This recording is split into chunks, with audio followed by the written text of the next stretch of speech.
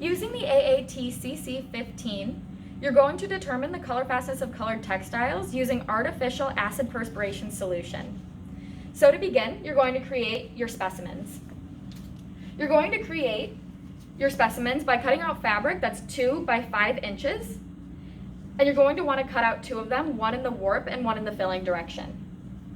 Then you're going to do the same for your multi-fiber test fabric, which can be located in the cabinets in the lab. So then, once you've created the 2 specimens, both in warp and filling, you're going to sew your multi-fiber test strip onto the face of your fabric. You're going to want to sew on the long sides. Then, once your specimens are sewn, you're going to go over to the balance and you're going to weigh your initial weight. You're going to want to record this weight as well.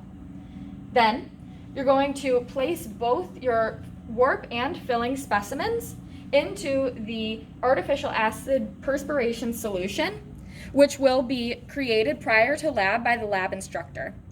Then you're going to let it soak for about 30 minutes, occasionally agitating or squeezing it with the stirrer.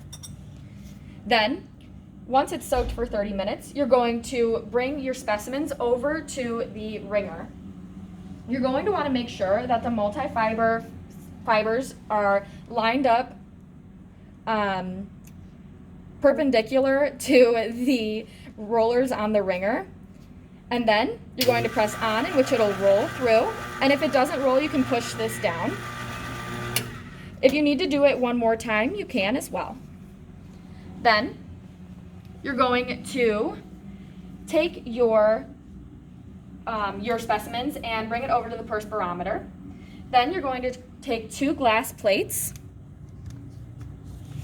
within the perspirometer, and you're going to place your specimen in the warp direction in one of them, and then your specimen in the filling direction between another 2.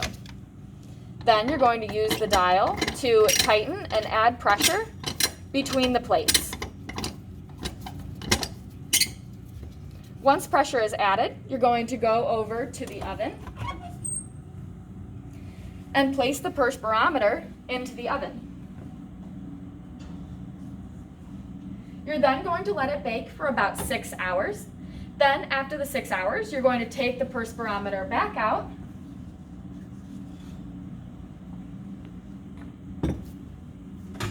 making sure to close the oven completely. Then you're going to remove your specimen that's between the glass plates, both the warp and filling.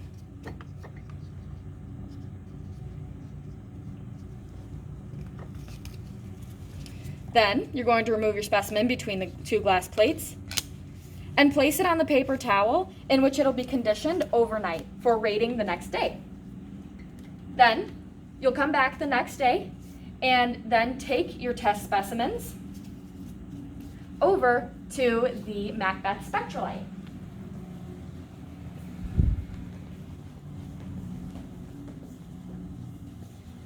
So then you're going to begin by turning on the fluorescent light. Then you're going to want to make sure that you remove the stitching on one of the sides of your fabric so that way it opens up your specimen. Then you're going to cut another piece of your fabric, again 2 by 5, and then another piece of the multi-fiber test strip. Then you're going to mount the untested fabric on top of your tested fabric and use the mask to compare.